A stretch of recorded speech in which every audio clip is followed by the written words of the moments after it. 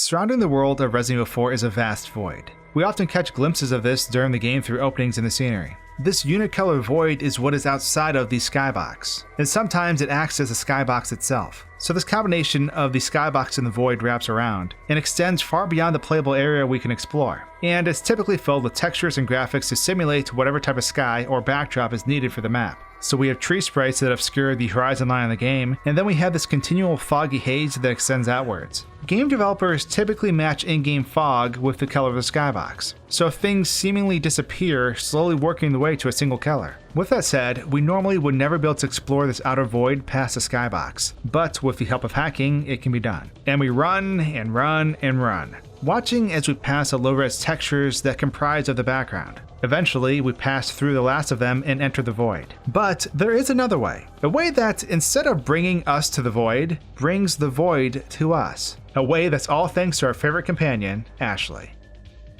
While traversing the earlier parts of the game with Ashley, the first map, the village, all places visited prior to rescuing her in the church, some interesting things can happen. In a previous video, I know that enemies will try to carry her away to any door that causes a loading screen. And that's a long way on the first map. When we enter the village for the first time, Ashley vanishes. In the following area, where we first encounter the blue medallions, she's with us again. Though, interestingly, the commands for her to hide in the bins isn't available, and upon entering the next area, Ashley again vanishes. But she isn't the only thing that vanishes. Everything vanishes. The void has been summoned to our location. Why this happens, I'm not entirely sure, but it appears all objects are unloaded, and we're left with only this single color void.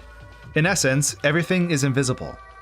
The area is still here and we can explore it, but not without great difficulty and a ton of pausing to check the map. And since it just so happens we have a boulder encounter here, well, yeah, even the QuickTime event buttons are gone, and the pause menu is also missing. Luckily, we can bypass this by returning to the previous area, booting Ashley from our party, and re-entering. With everything visible, we can clear the boulder, return to the previous area, invite Ashley back, and once again brave the void. So there are a handful of things to test, as this map has a lot going on. First, what would happen upon saving and reloading? There's a typewriter in the house here, so let's use it and see what happens. Upon reloading, we're back in the void. Even disabling the code to add Ashley to our party and resetting the game does not restore the area on reload. It's kinda neat to see what save points keep track of when they write to your memory card. Next, how does the game react if enemies attack us? Everything is invisible, but enemies still pursue and attack. Okay, so nothing interesting happens. What about trip mines?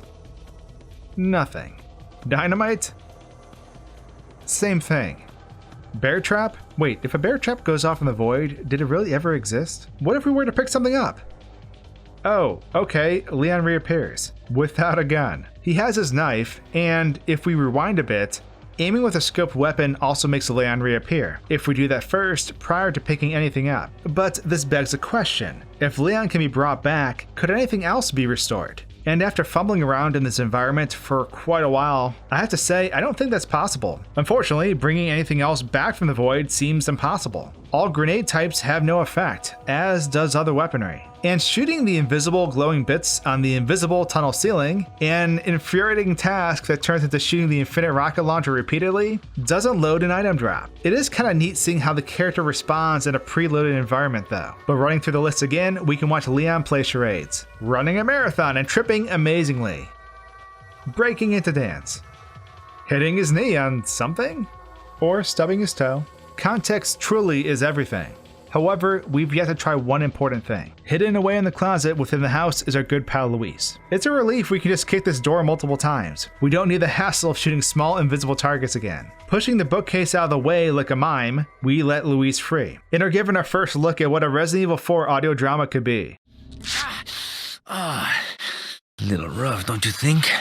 The cutscene plays out as normal, but everything is gone. It's kinda eerie. Having Leon loaded or unloaded does not impact the cutscene. He'll unload again if loaded, which is unfortunate, because it would have been great to sample the epic kick animation without any background noise. Options exhausted, there's only one thing left to do. With the help of the no-clip hack, and after loading Leon back in, we can navigate through the boundaries of the map and truly enter the void. Because when out of bounds, even the inventory map disappears. And with that, we can leave Leon to wander the void forevermore.